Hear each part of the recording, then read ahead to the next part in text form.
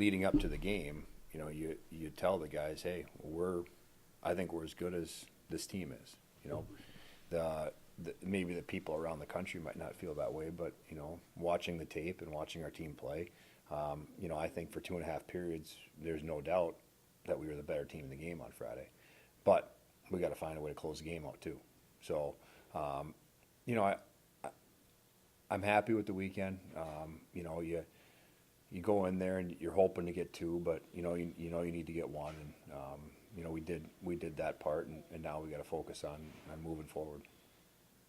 You had a wide variety of goals Friday. You had power play goals, shorthanded goals, some even strength ones. Are you like what you're saying, getting goals from a lot of different areas? Yeah, well, I think special teams were the key to the game for us. We score a 3-on-5 goal, we score a 5-on-3 goal, and we score a power play goal.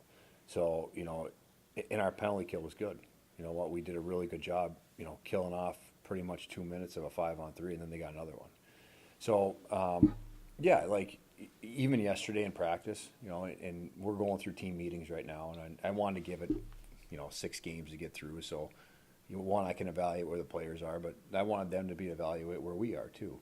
And we did a practice yesterday, call it an NHL development practice, where we skated for 30 minutes, 25 minutes. It was edge work and working on our footwork and agility. And then we did stations for another 35 minutes. And it was puck skills, it was shooting, it was, things that guys had probably never done, at that level. And they really enjoyed it. So if you want guys to score goals, what do you got to practice? Practice scoring goals.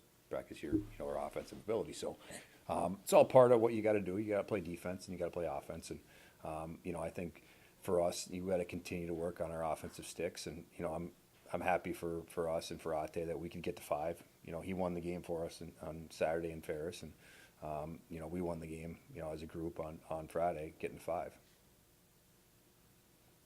Are you liking how the goaltending is looking so far? I mean, Israelson got some action too Saturday night. How do you think you're feeling overall about that? Yeah, I think in 5 games, with 5.5 with Ate, you go. First game of the year, I don't know that he was as good as he would have hoped. 3 really good in the middle, and then 2 where he was just okay, against Wisconsin. And the challenge for him is going to be, he is used to seeing, based on, the last couple of years, 30-plus, 40-plus shots. Well, he's not going to see 30-plus shots if we do our job. We're going to keep that number at 25 or less. So the games he struggled, the number's been down. It's been, 25 or less, right around 25. Those 3 games where he played well, we probably gave up more shots than we would have liked. Now, they weren't all scoring chances, but they're shots from the outside. But as a goalie, you start feeling the puck, you get into the game. When you don't feel it, you still have to be ready for times when there's going to be an opportunity. And that's been a challenge for him. But, he's getting through that. And I thought Matt's was outstanding on Saturday. He gained a lot of confidence, a lot of my confidence, and I think he gained the team's confidence also in doing what he's done in practice in a game. You look back on the third period Friday, you told me that you think you guys stopped playing on your toes. Did the tape show that too?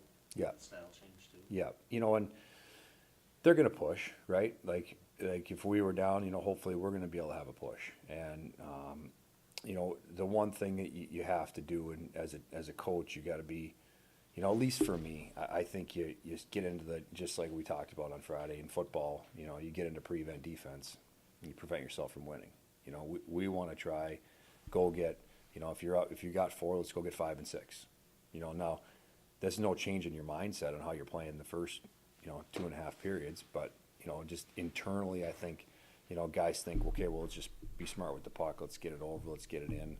And those things are good, but you still have to play offense. You still have to play on your toes. And, we're actually today in practice, we're going to try as much as you can replicate, some of that stuff where, hey, you're up a goal. There's 2 minutes left. You're down a goal. There's 2 minutes left. And within a special team scrimmage, and as much as you can, just keep trying to manufacture those situations because, I think now we expect to have a lead or be in a very competitive game going into a third period. Every time we've been tied, we've played great. Anytime we've been up, we've kind of towards the back half of the period, taking a step, maybe back a little bit. We got to get back to work that way. Well, we've been trending the right way for sure on the penalty kill. Friday we were outstanding, and again that was kind of the story of the game was the special teams. The Saturday, the first goal of the game, we got stretched out a little bit, and one of our forwards did.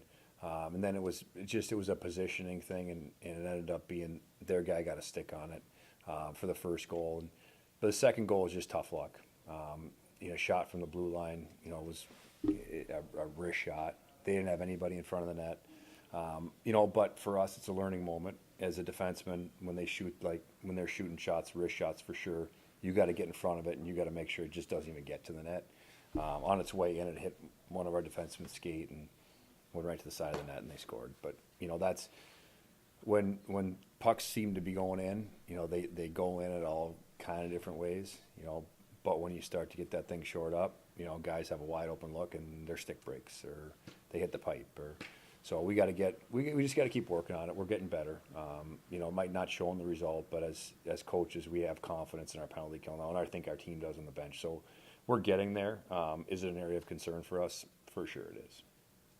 Do you like where the bye week is, where you've had some early season success, and then on the flip side, a pretty rough schedule coming out of that? At least like where it is kind of strategically? Yeah. We've had a tough camp. We had a tough training camp, and we had 6 tough games, and we've pushed them hard, and we've kind of planned the season out for opportunities for us to get rest. And this is it is the bye week, but it worked out in an opportunity where we were going to have to give the guys some rest anyway.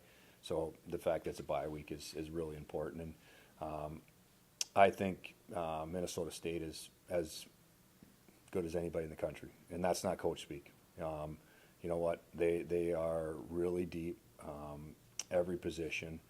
They're well coached. They're the veteran team, and I think they're as they went out and they swept BU on the road. I think they are as good as anybody, and you probably give Denver the nod at number 1 because they're a returning national champion, and you maybe say St. Cloud's too because they're 5-0 or 4-0, whatever they are. But I think Mankato's every bit as good as any of those teams.